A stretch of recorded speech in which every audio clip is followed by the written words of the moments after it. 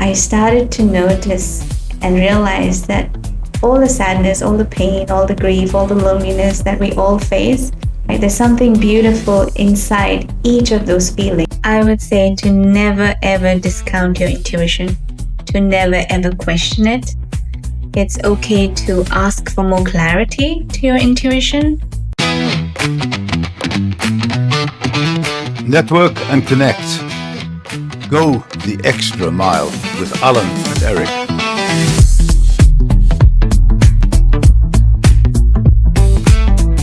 Good morning. Welcome back to the Extra Mile podcast. Hello and welcome today.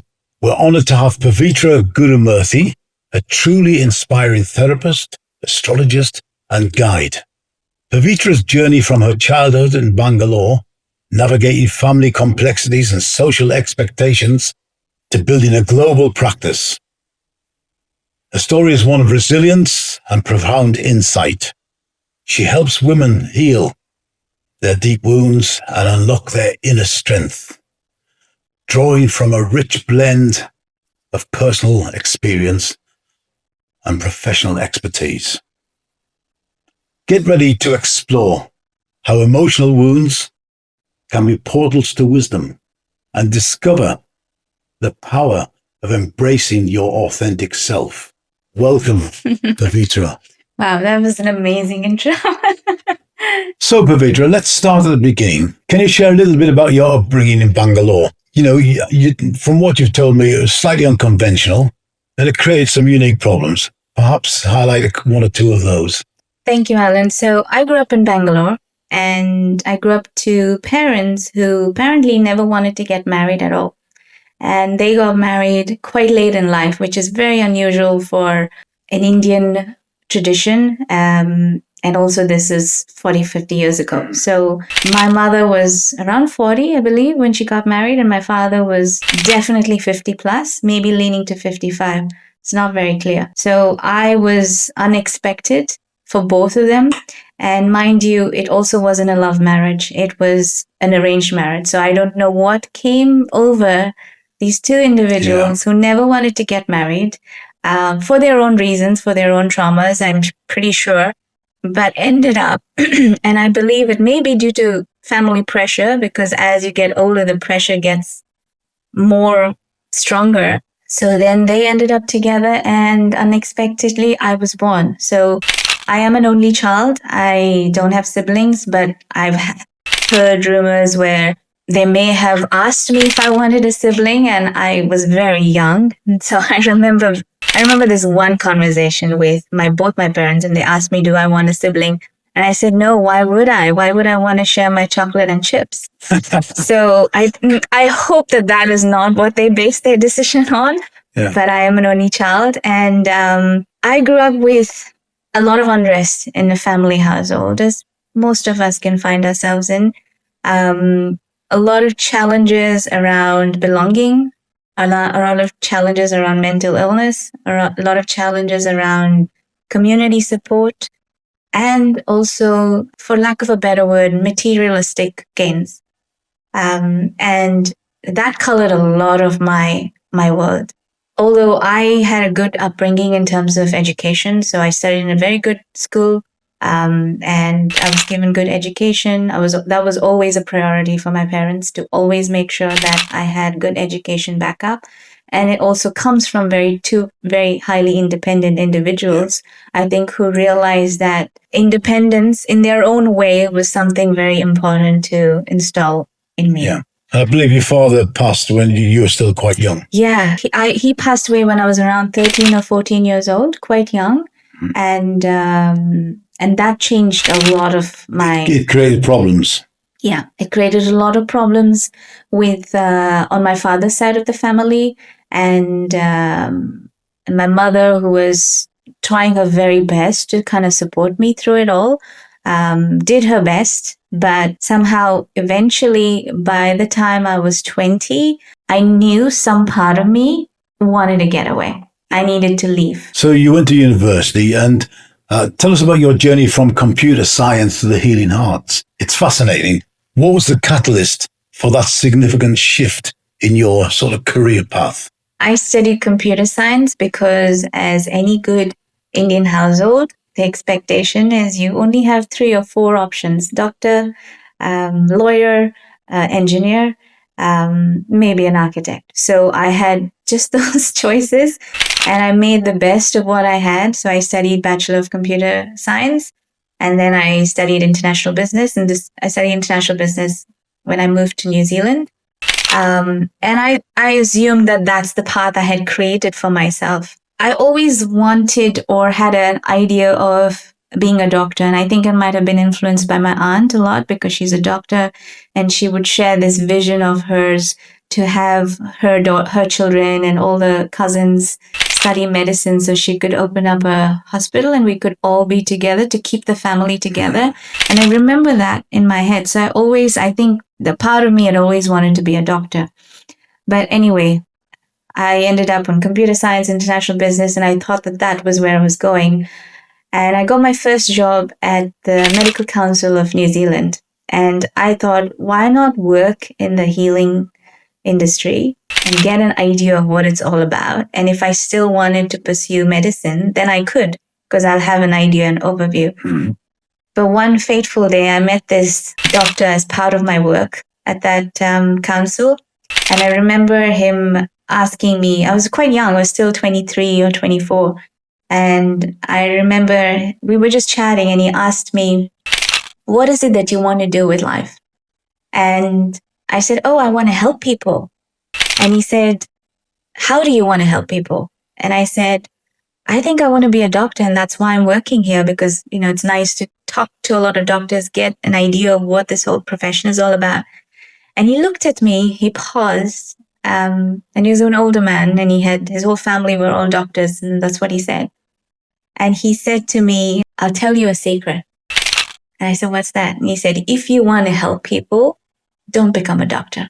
You've mentioned experiencing family dynamics where mental illness wasn't acknowledged. How did that personal experience influence your passion for bringing hidden emotional struggles into the light? This is probably the first time I'm going to be talking about it too. This mental illness that was unacknowledged throughout my childhood is still unacknowledged. So this is the first time I'm actually vocalizing this and expressing this openly. My mother struggled with what I believe is schizophrenia. All of my childhood, at least that's what I know. Your father has schizophrenia? My mother. Oh, your mother. So I grew up with a dynamic where I always felt that there was something off about my mother's behaviors, but I couldn't, as a young child, couldn't really place it, name it, didn't have clarity, didn't have any understanding around those behaviors, because I would always notice other mothers to be different to my own mother and her interaction with me. She was very loving, very caring, very compassionate. But there was something always very different. And as you can imagine, Alan, when you're young, you don't have the words, or you don't have the at least I didn't have the support and the guidance either to know that there is something different here and that it is okay to have that difference, but just bringing a little bit more support and guidance through that process. So can you imagine what it's like for the person who has the mental illness to not have the support of being able to, forget labeling them, just having the support of family members who live with them to know that this is what is going on with them, so that when they do have their symptoms flare up, the family members who are living with them are not questioning them or even labeling them as crazy or what is wrong with you, as we would normally do. So that happened a lot in my childhood. And I only found out about this about 6 to 8 months before she passed on. She passed on when I was 29 years old. And I found out by complete accident. It was my aunt who, heated moment, kind of slipped it out. And I remember just sitting there in complete shock. And suddenly everything started to fall into place. Everything. As an Indian woman who sought independence and built a life abroad, what unique challenges did you face regarding societal expectations and the push for female autonomy, particularly concerning your property rights? Oh gosh, that is a loaded question in itself. But yes, as a South Asian woman, you carry a kind of responsibility that's unspoken but expected. And I left India when I was 21. I did it with not a lot of support. So I remember this very clearly. I always had a desire to live abroad. Yeah. Not just desire, a deep knowing in myself that I was going to be living overseas or in a different country that was not my birth country. And I knew this since I was very young. But as I started to grow older with all the life painful experiences, as I inched closer to my 20s, I just wanted to leave to get away from the pain. So when I had this opportunity show up that, oh, I could perhaps live abroad and the only way that I could get away was education, I on the sly went and interviewed for, a position at the university. I got my placement, and then I went to my family and told them that this is what I was going to do. Now, I was 21, and the expectation of a 21-year-old woman in South Asia, at least in India, is after my studies, I need to be married, have children, and then I can do whatever I want to with my husband. Remember, I come from parents who got married much later in life. I already have the energetic imprint in my body, so I had a lot of push and pull around that aspect. But somehow, even though my relatives, which in India is, it's not just a nuclear family, and most decisions are not just made within the nuclear family. We have a joint sense of community within our relatives, and the relatives have a say in what we decide as we grow up. So the relatives had a lot to say about what I should and shouldn't do, but what really helped me make that move was my mother, who, when I said to her, look, this is my only way out. This is the only way I think I can survive. Can you say yes? If you say yes, then I know we don't have the financial means. I'll take a loan. Whatever needs to happen, let it happen. The minute she said yes, everything changed. Changed in the sense that people started to look at me very differently. Here I was, 21 years old, who's supposed to be getting married, was choosing to leave home, not only leave home, but also leave her single mother with no other siblings to take responsibility for her. And mind you, this parent of mine was also struggling with mental illness that I didn't know of at the time. So the pressure was enormous. I even had a lot of family members stop communication with me, stop contact with me. I had a lot of friends judge me as well for my decision. And the whole point at the time was, Alan, for me, do I make my decision purely out of fear or faith? And I chose faith. You speak about emotional wounds as portals to access the pure wisdom of the universe. Can you elaborate on what you mean by this, and perhaps share a personal example of how you've experienced this transformation? I've spent the last 20 years really healing all of the pain, the emotional pain and the confusion and the fear that I had lived with or grown up with. And my entire life, Alan, has been focused on that.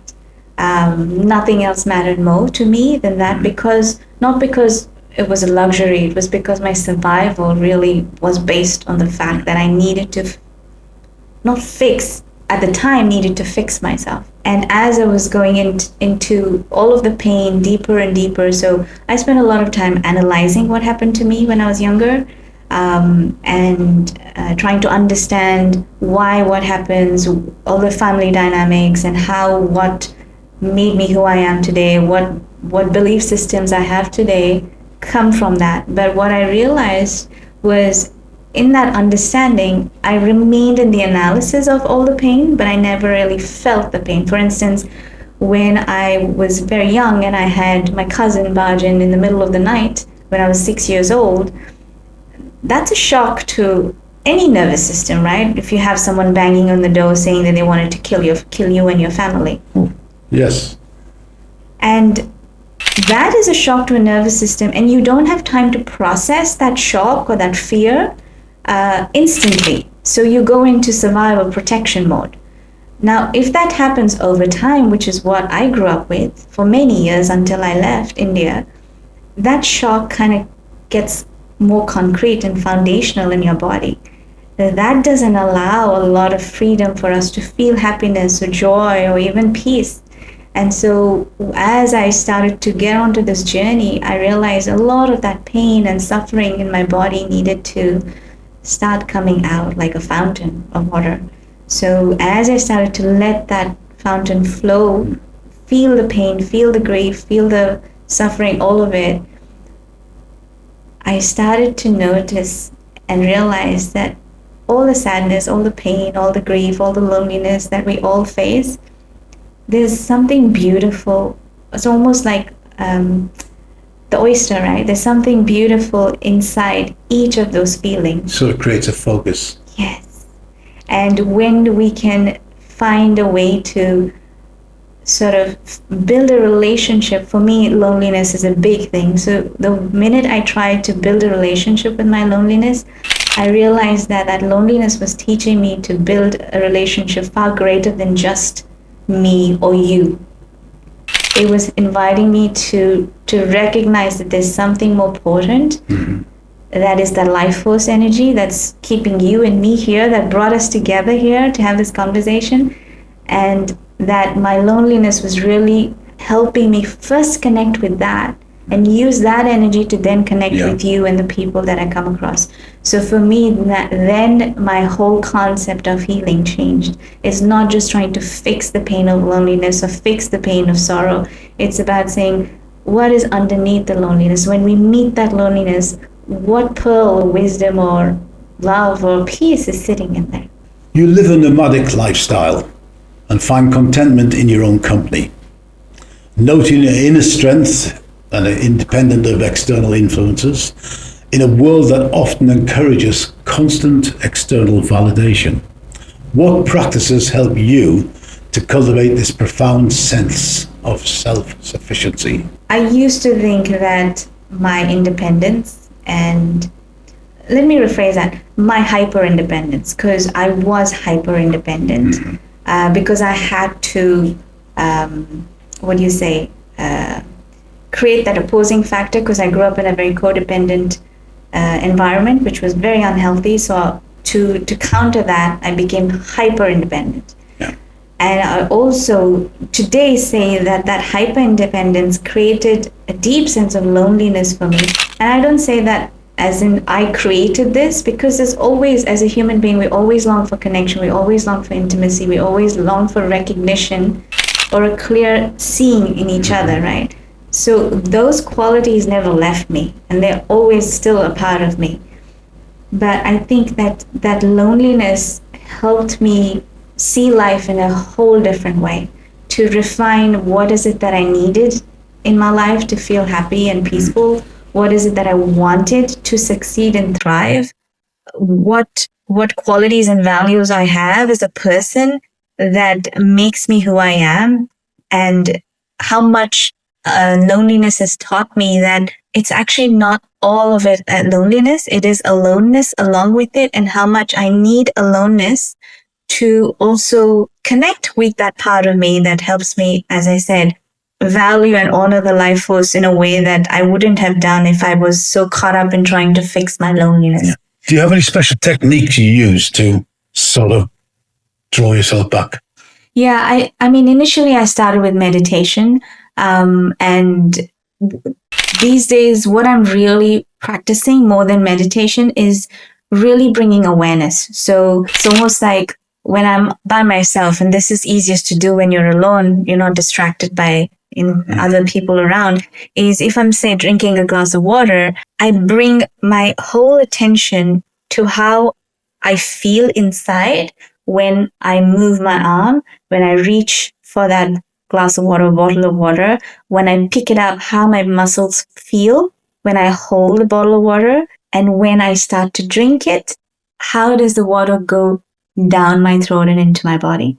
So what I'm doing is becoming so aware and attuned to the sensations and feelings that are present in the moment. That has become my meditation. That has become my practice of presence, because in the moment, I can really tell what that water is also doing to my system. Is it nourishing me? Is it just replenishing me? Or is it just, I don't have the word right now, but I'm curious to know, like, if I drink this bottle of water now, what is it doing to me? Is this a way of saying the past is forgotten, it's behind me now? I'm now looking at what's happening this very moment, and all that doesn't matter anymore. It's a really good question there, because it's not about the past doesn't matter anymore, because the past is also living in the present moment and the future is also in the present moment. So say if I'm drinking a bottle of water, as we're using this example, as I'm drinking it, my body holds a lot of memories from the past, even past lives that we've not lived or we don't remember, whether you believe in it or not. That memory gets awakened and touched by the water that I'm drinking. And that water can ripple into whatever future I'm meant to live, whether that's in next year or next minute or even next second. So for me, the art of presence and the art of being present is not about isolating the future and the past. It's actually about bringing it together in the moment. Deeper than most people go when they have a drink of water. You mentioned that someone you met once in the medical profession advised you, if you want to help people, don't be a doctor. How did that seemingly counterintuitive advice resonate with you? And how has it raised your approach to healing? Yes, that is absolutely true. Someone I met, and it was a very random meeting, and he was a doctor from a family of doctors. His wife was a doctor. His children were all doctors. And he asked me a question, what do you want to do with your life? And I said, I wanted to help people. And he said, how do you want to help people? And I said, of course, I want to be a doctor. Doctors help people. And he looked at me, he paused, he smiled, and he said, how old are you? I said, I'm 22 or 23. I was at the time. I was 24. And he said to me, in a very quiet, peaceful tone, if you want to help people, don't become a doctor. And I was working at the Medical Council of New Zealand, surrounded by doctors, hoping that one day I will be a doctor, talking to a doctor, an experienced person. And when he said this, I said, what do you mean? And he said, we don't help people. We fix people.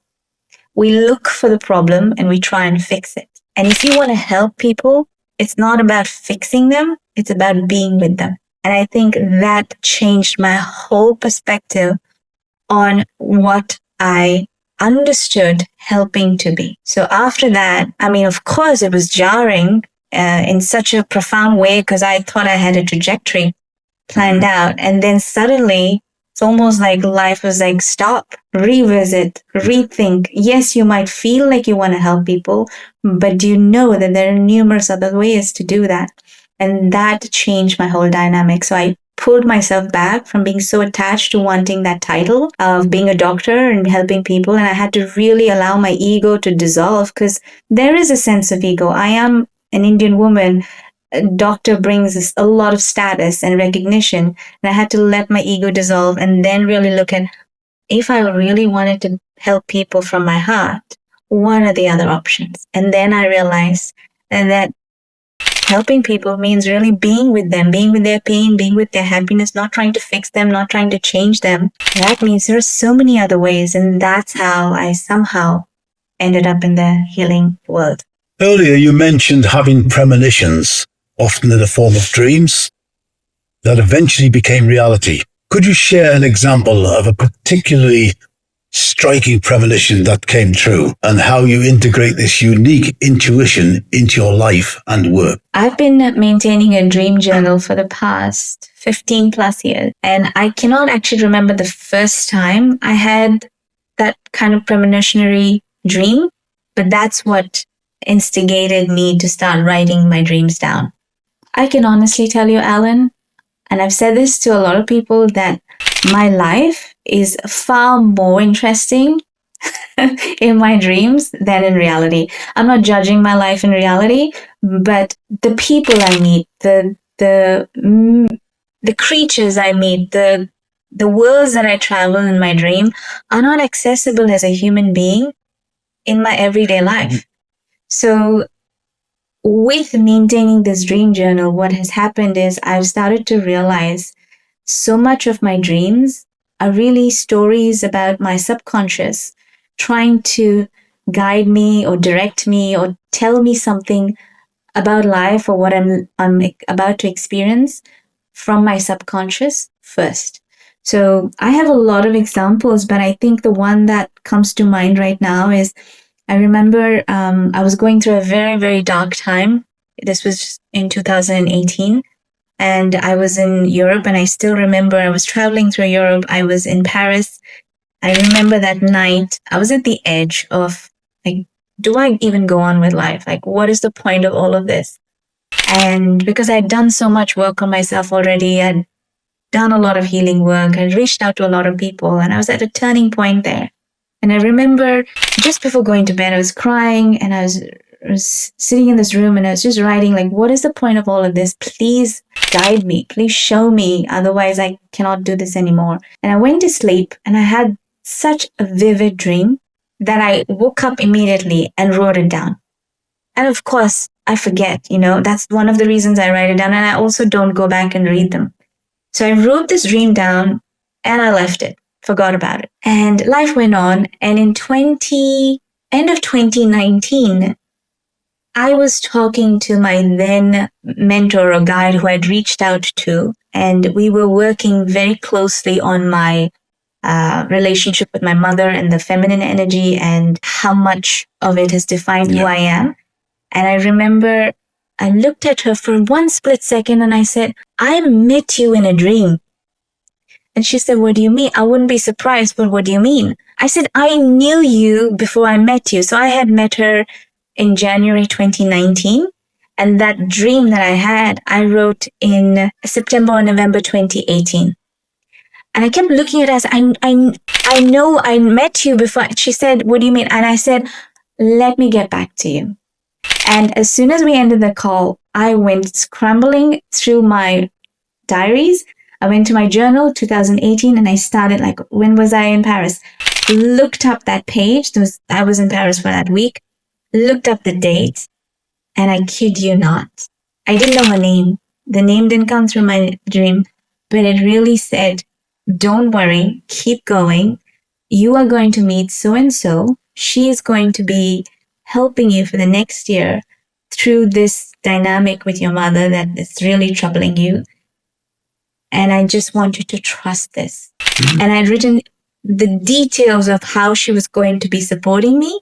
And I took a screenshot of that on my phone and I sent it to her. And I said, this is you. And I remember that was such a turning point because that dream really saved me. That day, that morning when I woke up, it was because of that dream that I made a promise that I'm going to continue. So if there's one core message, one feeling, or one universal truth you hope every woman you work with, and indeed every person who encounters your story, takes deeply into their heart, what would that be? I would say to never ever discount your intuition, to never ever question it. It's okay to ask for more clarity to your intuition. It's okay to want to know a little bit more about why your intuition is guiding you in one direction or the other, but to never ever question or second guess it, because your intuition comes from the place you were born, which is the unknown. And if we don't start trusting the unknown, especially in the current life that we're living in, the current times that we're living in, we will always lean more towards fear than faith. Pavitra, thank you very much for this incredibly insightful and deeply moving conversation. Your honesty, wisdom, and resilience just shine through. And I know that our audience will feel truly inspired by your journey and your work. It's been an absolute privilege to have you here. To everyone watching, remember Pavitra's powerful message. Your emotional wounds are not obstacles, but portals to pure wisdom. Embrace your unique journey, trust your inner knowing, and dare to live a life that is gentle, sovereign, and whole.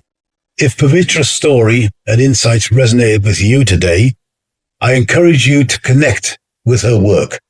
You can find links to her website, programs and social media in the description box below. Take that next step on your own healing journey because you deserve to unlock your true self. Thank you for tuning in, and we'll see you next time. Until then, bye-bye.